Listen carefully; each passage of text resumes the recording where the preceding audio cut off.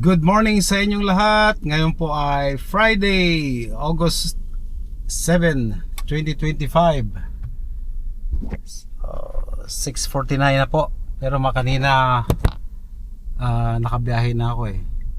Pinagbagan ko lang ng konti yung sasakyan. So meron na tayong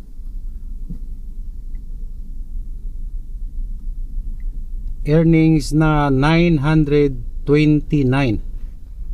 So wala pa akong trip sa incentive.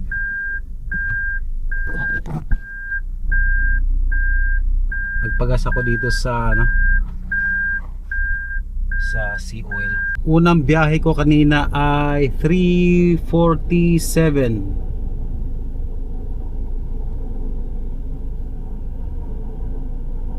Huling biyahe ko ay 5:56 kasi nagpagas ako.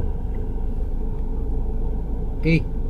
So, kuha muna ako ng kape at pandesal. Tapos, on tayo. Try natin kunin yung ngayon, incentive ngayong araw na to. Dalawa pala yung incentive ko eh. Kung makuha ko ngayong araw na to ay 3. Tapos sa weekend kukunin din natin.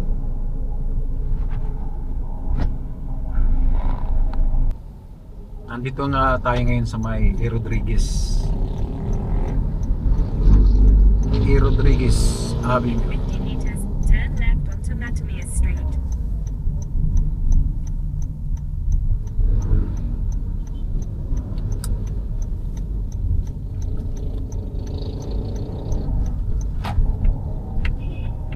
In 70 meters, turn right. Saan to onto papunta? Santa Street. Lordy's School.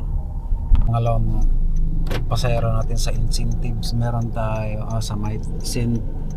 Teresa College Gate 5 papuntang Podium. 272. Asa na siya? Gate 5. Ayan, Gate 5.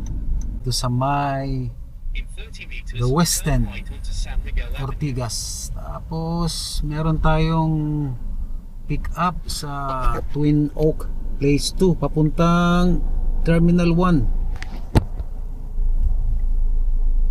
491. Then in 60 meters, turn left onto Lotus Drive. Idaan natin ang to. Sige. Pwede ba dito? Parking. Idaan natin ng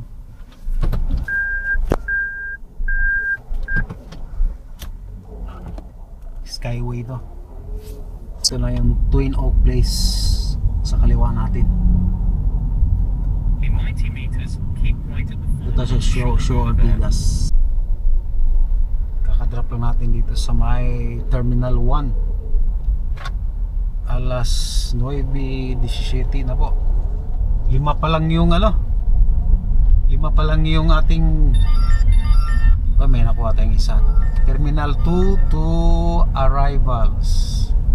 C1 Mall of Asia. Sa C2 bay daw siya. C2. Head northeast on NAIA Road. Then in 300 meters, you will arrive at your destination.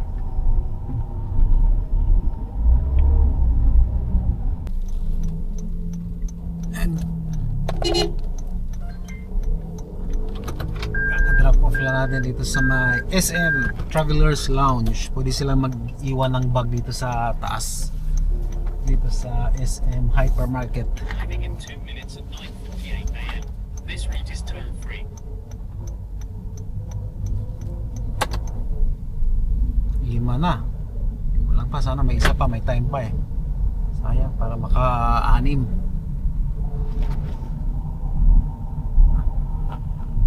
Passenger is sharing the Nakuha tayo dito sa may Golden Phoenix. Yan, malapit lang. Tama-tama. Puntang Avida Towers. Tough. Katapos yan, mag-breakfast na tayo. In 60 meters, turn left onto Pearl Drive. Into leftmost lane, then in Golden 40 meters, Phoenix. turn left. May mga China Chinese pa kaya dito? In 40 meters, you will arrive at Yung your mga destination. tinitirhan ng mga Chinese dati, meron pa kaya ngayon?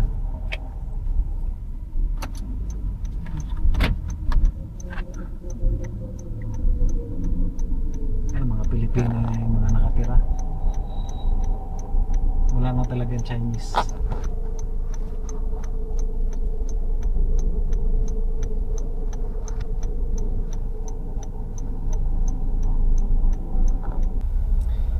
Kakadrop lang natin ang ating pang-anim na pasahero dito sa may Avida Taft. Pwede ba tayong mag-left dito?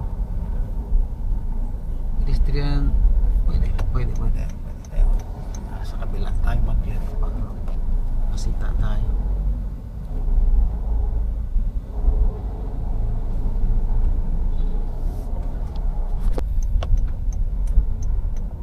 Ang earnings natin ngayong umaga pagkatapos ng incentive sa umaga ay 2,223 at may nagbigay sa atin na 50 na tip. 11 bookings total, pero ang ating incentives ay 6 lang. So nandito kaya tayo ngayon sa may Pablo Ocampo, kapangalan ko. Papunta na tayo doon kay Ate Leslie, kakain tayo ng ating almusal. So meron ba tayong 5 mamaya? Friday, medyo ano ngayon? Medyo challenge mamaya kasi ano yun, matraffic mamayang hapon. So kailangan alas 4 pa lang una tayo para makahabol.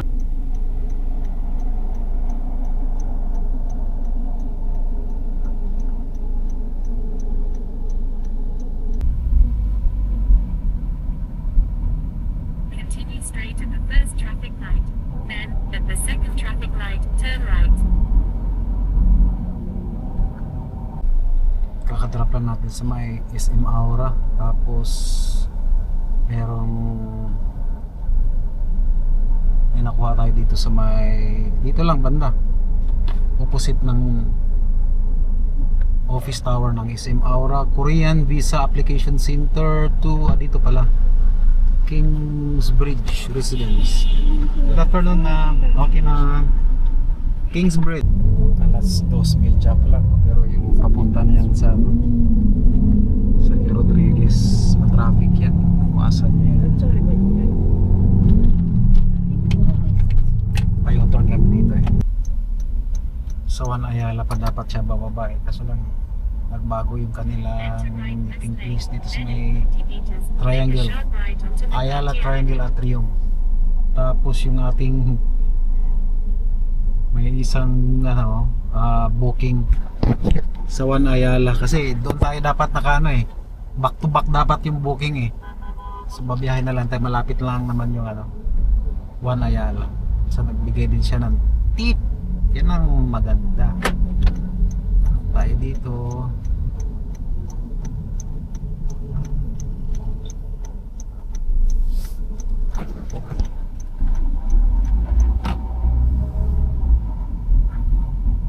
Punta tayo sa Juan Ayala. Nagbaba po ako dito sa Mini Suites. Tapos yung sa harap ko yan, oh. Yung sa harap ko hinuhuli ka agad niya.